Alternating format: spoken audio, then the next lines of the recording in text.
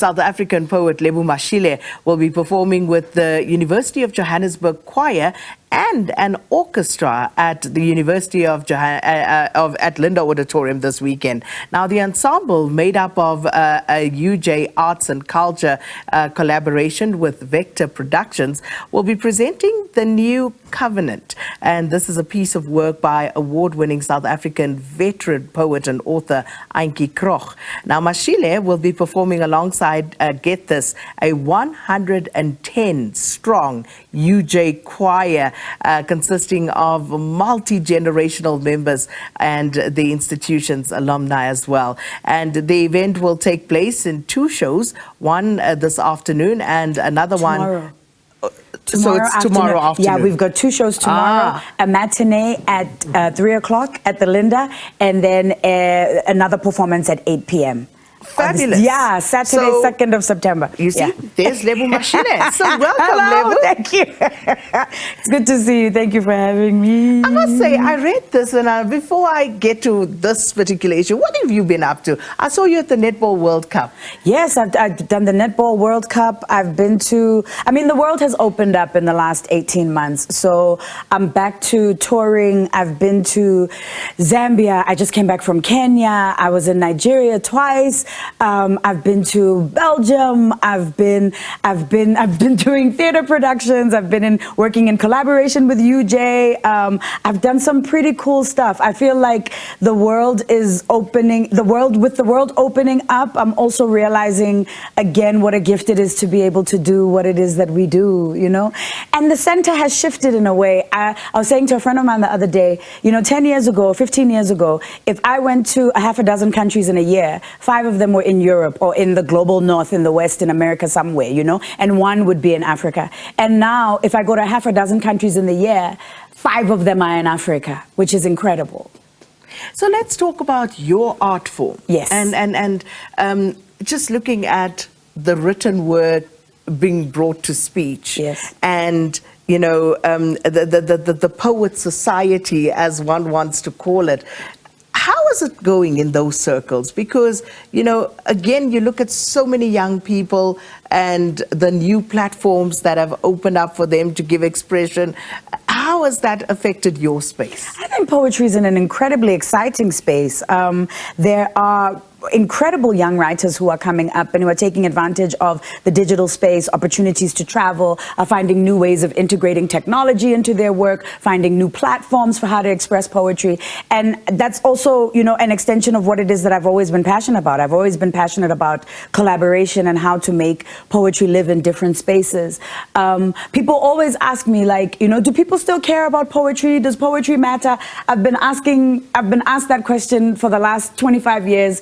And, for people who care about poetry, especially in a country like South Africa, there are so many platforms that exist here that don't exist in other parts of the world because of the intrinsic cultural connection that people have to poetry, isithakazelo direto, that allows us to occupy a space that poetry doesn't occupy in other places, So even with a poet like Antjie, who is formidable and whose contribution to even the development of my own voice is undeniable. Antjie has been contributing to the cultural, creative, and political landscape of South Africa for many decades.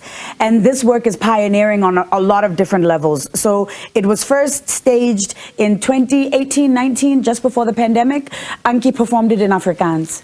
And she's translated it herself into English. It is the first time that it's being staged in Johannesburg.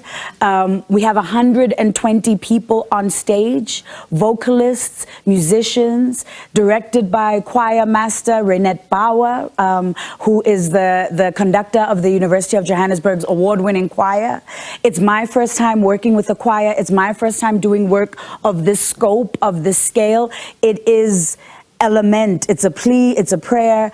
It takes the form of a mass, but it's not, bludgeoning you over the head with religion. It's about climate change, and it's about our connection to the earth and the urgency of this moment that we are living in, that it's important for humanity to wake up and realize that we are a part of nature. When we destroy nature, we are destroying ourselves. And to be able to give life and breath to these words it's one of the greatest gifts of my career as a performer.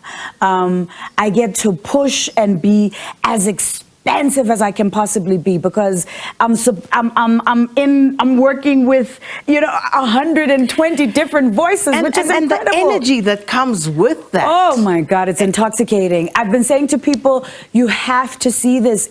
I hope that this show comes back. I hope that it grows legs. I'm putting that out there because it's a message for everyone. If you are a lover of poetry, if you care about the environment, if you love choral music, which is another incredible tradition that we have in South Africa that goes back a long way. We are seasoned, meticulous, accomplished voices in this country. So if you care about that tradition, if you care about the environment, if you're looking for a beautiful, interesting way to spend your spring day and something to do with the entire family, come to this.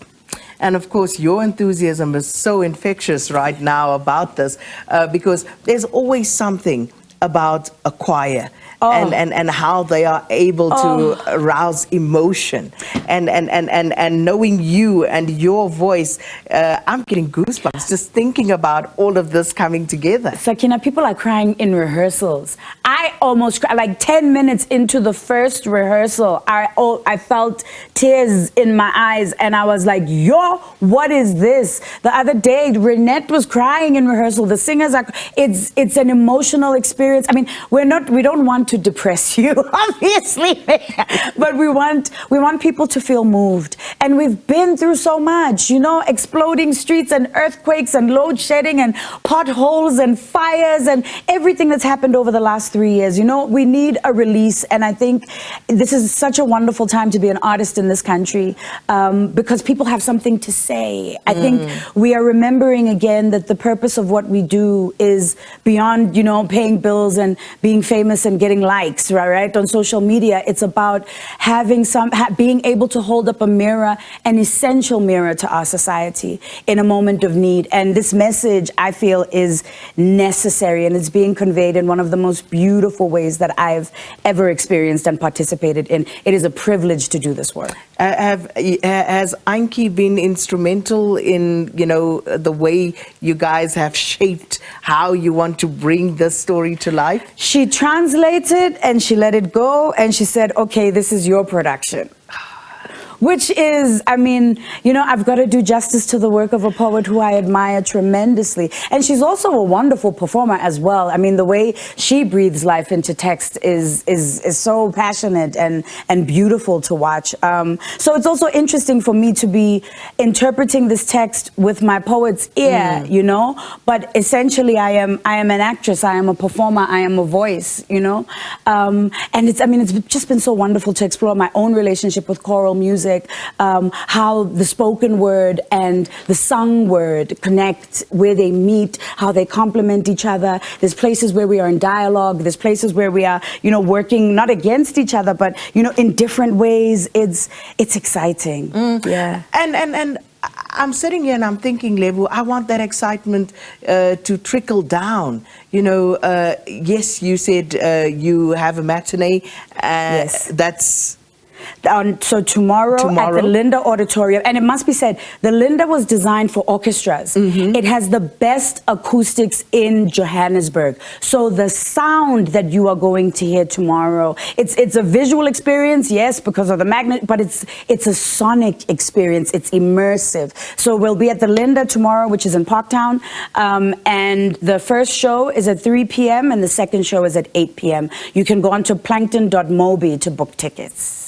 Well, I can't wait, I must tell you, because, you think of iconic productions, and I'm starting to see this in my mind's eye, so I actually need to go and see this play out in real life. But so I was talking about the trickle down. You know, where else are you going to take this? Beyond this weekend. We're putting it out there. We're putting it out there. I think it needs a life beyond.